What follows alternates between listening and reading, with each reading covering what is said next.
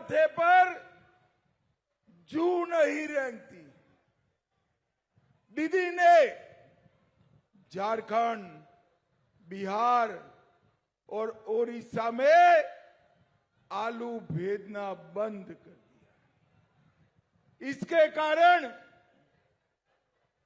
आलू का दाम गिर गया है। भाई आप बैठ जाओ, बीच में खड़े हो, जरा नीचे बैठ जाओ। और आलू का दाम 20 रुपया की जगह 2 रुपया हो गया है। मैं आज बताकर जाता हूं, 5 तारीख को भाजपा सरकार बना दो, हम आलू को झारखंड, बिहार, उड़ीसा भेजेंगे। अपने आप दाम 22 रुपया। इतनी बड़ी आलू की खेती है, बीज संस्करण का एक भी कारखाना नहीं। बंगाल का बीज पंजाब से आता है। आप आलू के दाम तो ज्यादा पाओगे भी, परंतु नरेंद्र मोदी सरकार यहां बीज उत्पादन केंद्र भी बना देगी। बीज उत्पादन केंद्र। इसके कारण बीज के दाम आधे हो जाए। एक और आलू का दाम 10 गुना होगा और दूसरी ओर बीज का दाम आधा हो जाएगा। आलू के किसानों के लिए इससे ज्यादा बड़ी बात नहीं हो सकती। हमारे चुनाव घोषणा पत्र में हमने यहां तय किया है कि इस जिले से लेकर विष्णुपुर तक 10 जगह पे आलू का चिप्स बनाने का फैक्ट्री डालकर किसानों को आलू का दाम ऊंचा मिले, इसकी चिंता करें। भाइयों बहनों, हमने तय किया है कि आप भाजपा सरकार बना दो। 5 तारीख को हम पूरे बंगाल से चुन चुन कर एक एक घुसपैठिए को बंगाल के बाहर निकाल देंगे। बंगाल के मुझे बताओ, पुरसुरा आरामबाग वालों, घुसपैठिए को निकालना चाहिए या नहीं निकालना चाहिए? ये घुसपैठिए हमारे युवाओं की नौकरी खा जाते हैं, हमारे गरीबों का चावल खा जाते हैं। ये दीदी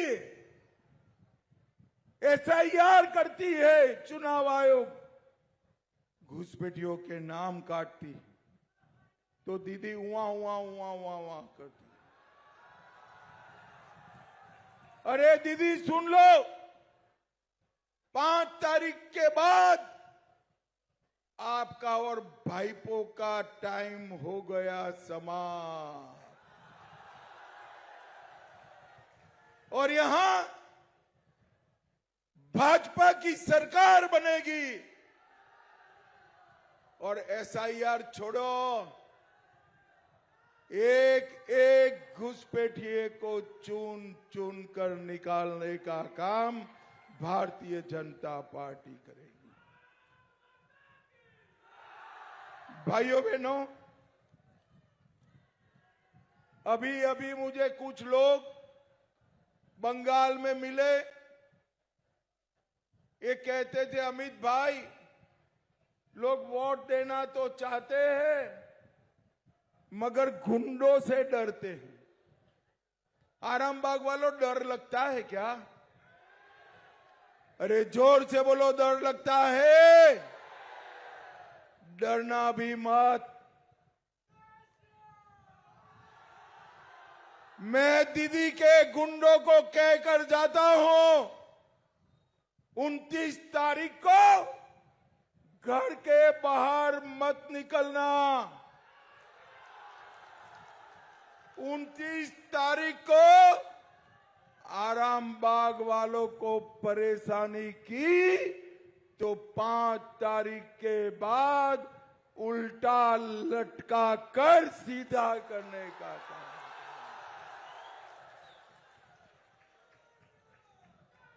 आज कुछ घंटों में, 2 घंटों में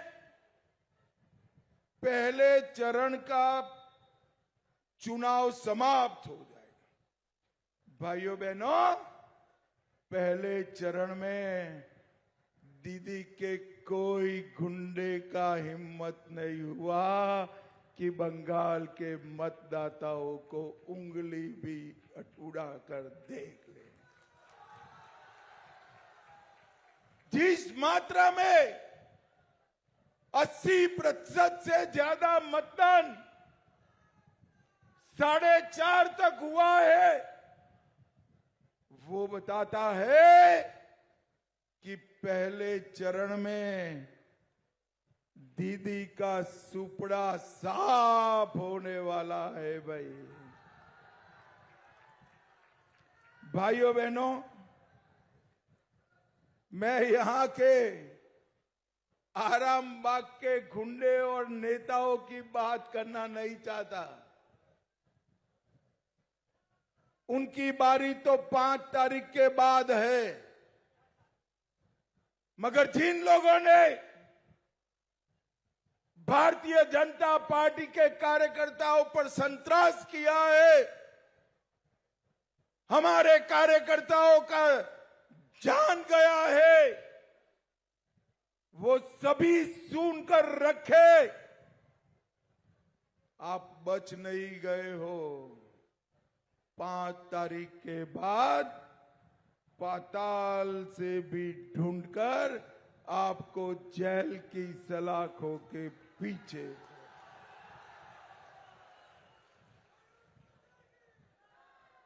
भाइयों बहनों, ये दीदी महिला मुख्यमंत्री है।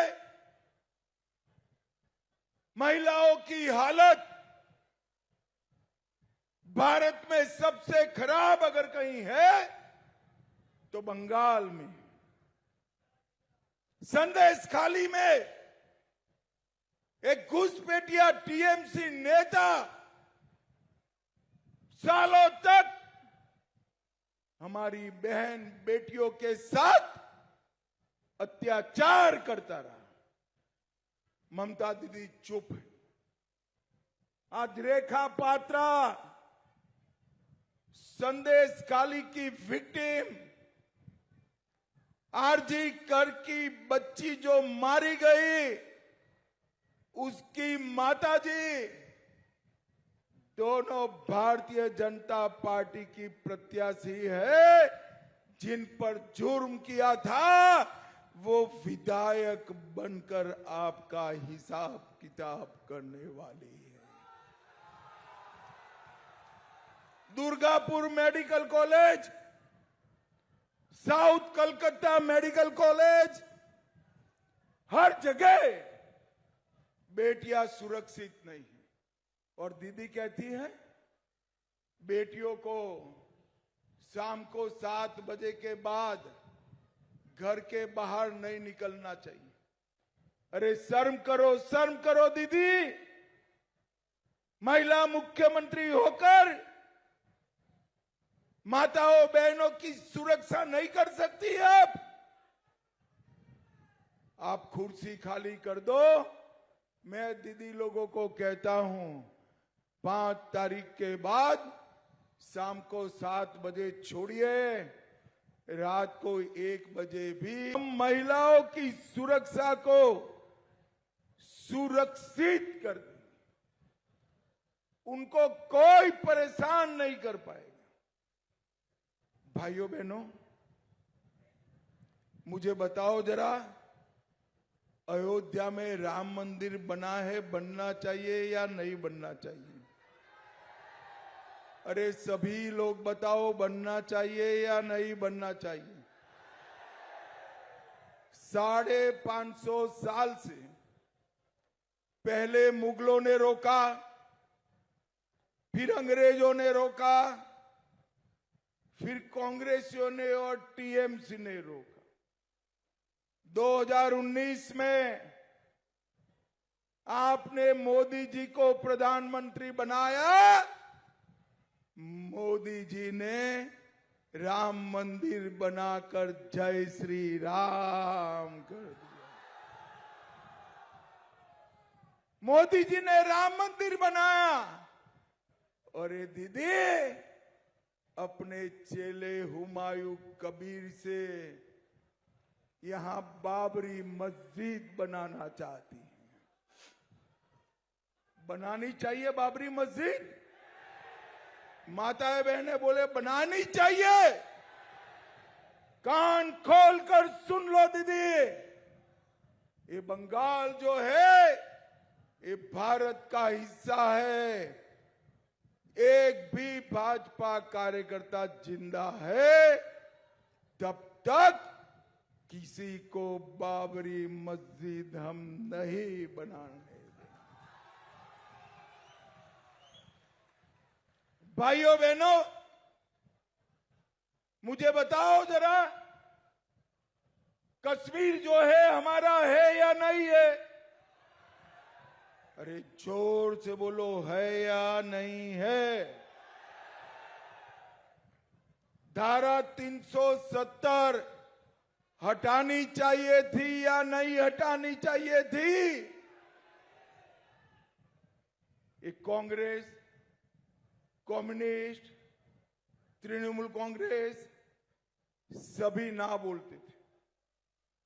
मोदी जी ने 5 अगस्त 2019 को धारा 370 को समाप्त कर दिया, समाप्त कर दिया। और भाइयों बहनों, कांग्रेस, टीएमसी पाकिस्तान के आतंकवादियों को बिरयानी खिलाते थे, बिरयानी। मोदी जी का समय आया, उरी में हमला हुआ। उरी के हमले के बाद सर्जिकल स्ट्राइक किया, पुलवामा में हमला हुआ, एयर स्ट्राइक करा और पहलगांव में हमला हुआ। पाकिस्तान के घर में घुसकर ऑपरेशन सिंदूर कर कर आतंकवादियों का खात्मा बुला दिया। नरेंद्र मोदी जी ने देश से आतंकवाद को समाप्त किया। नरेंद्र मोदी जी ने देश से नक्सलवाद को समाप्त किया है। और भाइयों बहनों, बंगाल में कमल की सरकार बना दो, हम यहां से चुन चुन कर घुसपैठियों से मुक्त बंगाल बनाने का काम करेंगे। माताओं बहनों, इतनी बड़ी संख्या में दीदी लोग आया है। 5 तारीख के बाद हर दीदी के बैंक अकाउंट में 3000 रुपया हर महीने मिलने लगेगा। बेरोजगार हर युवा को